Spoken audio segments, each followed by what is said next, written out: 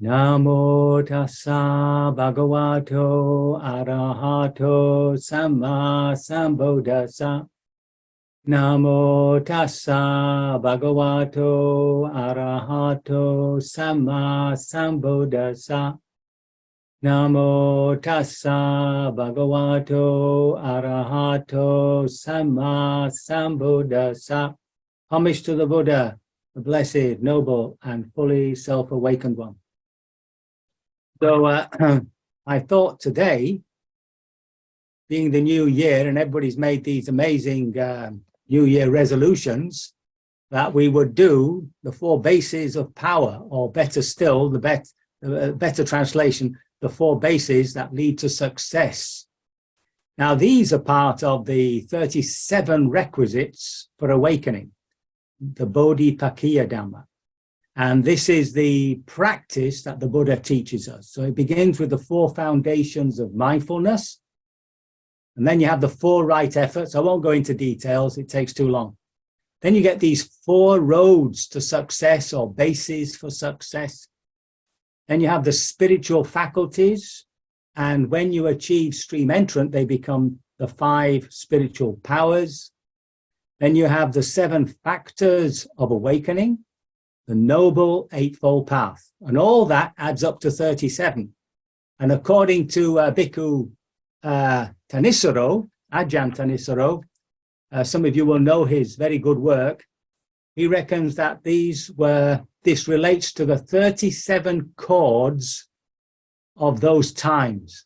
If you wanted to play the veena, which was like a guitar, then you had to be able to find these 37 chords. I don't know, I've never seen proof of that, but there we are. So there's a nice connection there between music and the Buddha Dhamma. Anyway, when you practice these 4 bases, you get what's known as the iddhis, or the powers. You might have heard them called the siddhis. So you can bilocate, you can appear in 2 different places or more. You can fly through the air and through walls. You can have the divine eye, where you see beyond what's possible through the physical body. And the same with the divine ear. You can hear things which you can't hear if the mind is constrained by the physical body. You can read other people's minds. You can see how people are born and die depending on their karma. So these are just some of them. Now, all these are very wonderful and magical, but the really important one for us is that it leads to the destruction of the mental defilements. So that's where they become important for us. So these 4 bases, or 4 qualities, are what we need in order to purify the heart. And that's an absolute necessity in order to become fully liberated. Okay, so what are these 4 bases? The first one is chanda, and it translates as desire. Now, in the dependent origination, of course, we have this word tanha. That's always an unwholesome desire. It's always a desire which is driven by greed, hatred, or delusion. Chanda can be unskillful, but here, of course, it's a skillful wish. Now, it's not just a wish, it's an aspiration. It's a longing, it's a yearning for something, right? So in order to get this liberation from suffering, you've got to really want it, okay? Now, so once you've got that desire, once you've got that aspiration, the next thing that arises to support that, of course, is your energy, your commitment, true grit, doggedness, perseverance, and all that drive. And then with that, there comes a devotion to it. So that word is chitta. Now, chitta refers to both the heart and the mind. In other words, it's the whole mental process. And it demands a complete devotion from the heart to the task in hand. It's to do with attitude, dedication, devotion, care. And this is where the Buddha's word appamado, one of his favorite words, which means diligence. It's one of his the last two words, apamado sampadeta, really strive, really work for your liberation. So there's the chitta. And then finally, there's this word vimamsa, which translates as discrimination, reflection, knowing what you're doing, constantly reflecting on how you feel, what you're doing, what the process is, where you're going, etc., etc. So these four qualities, I'm sure all of you have exercised these. They are necessary for spiritual attainment, but they're necessary for anything that you set about in ordinary daily life. If you set yourself a goal, whatever it is, even if it's a simple thing like, having to replant the garden or a job of work, you've got to have these qualities. And if one of them is missing, or if one of them is not up to standard, then it undermines the project. It'll undermine your process. Let's see now. I'm just thinking of my own personal. There's about 4 or 5 times in my life where I've had to put some special effort in. One of them was when I was a student. So I just lived the good old student life, and I was doing at the time this combination of a BA with a teacher's certificate. And in that very same year, they'd actually instituted the Bachelor of Education, which would have been far easier. Anyway, by the time I got to the 4th year, I actually knew nothing. I had to pull my socks up, as they say. And I really, really, really wanted that BA because, it's a passport to jobs and all sorts of stuff, especially in teaching.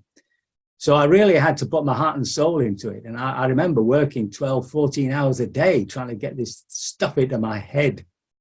But what was missing there, so I had the desire, I had the aspiration. I really, really wanted that BA. I had the energy, because I was young anyway. I had the energy, the empowerment to do it. My heart was completely devoted to it, but I'm not so sure about the discrimination and reflection. So in those days, I don't remember anybody teaching you study skills or anything like that. You just sort of hung on in there and drove it in. If I'd have had some sort of guidance on study skills, it probably would have been that much easier for me. So I wasn't really reflecting on the way that I was studying or the way that I had chosen to do this work. And it probably led to inefficiencies and all sorts of stuff. So I think if you look back into your life, I think you'll find there were, times when you really had to put your body and soul into something, right? I use soul, of course, in a Buddhist sense. So here we have these 4 qualities, okay? You have to have an aspiration, a yearning, a real zeal for something. And there has to come that energy, and then which includes a sort of diligence. Your heart has to be right behind it. And there's this constant reflection. So in our spiritual life, every day, you see, there's that, if every time you wake up in the morning to set yourself to make this a day of mindfulness, affectionate mindfulness. I mean, that's what the Buddha wants us to do. That's his teaching in the Betta Sutta, the discourse on goodwill, to develop not just a mindfulness, but something that's coming out, something that engages also the heart, and that's your sense of care. So it's care and attention. Care and attention leads to this affectionate mindfulness. And sometimes you have to give yourself a really good aspiration. So the aspiration, whatever it is, the end of suffering, make life a bit easier, movement towards contentment, it's better for other people. You can always bring others in. And then to raise that energy, the commitment to your practice, and then this constant reflection. So throughout the day, when the mind's wandering, you find yourself all over the place, just to stop for a minute. Whoa, where am I going? What am I doing? And in that way, we're slowly developing these qualities, right? And well, that's the path. I mean, it's pretty straightforward, really, once you're into it. So that's what I've got for this evening, and it supports whatever resolutions you've made. So a resolution normally lasts for as long as you say it, right? So it's no good saying, oh, you know, I won't eat, I won't have any tea from now on. It'll last about 10 minutes, right? So you've got to keep reinforcing that commitment, whatever your resolution has been. Okay. Very good, short and sweet. I hope these words have been of some assistance, that I have not caused confusion, and that by your devotion to the practice and the 4 bases of success, you will be liberated from all suffering sooner rather than later.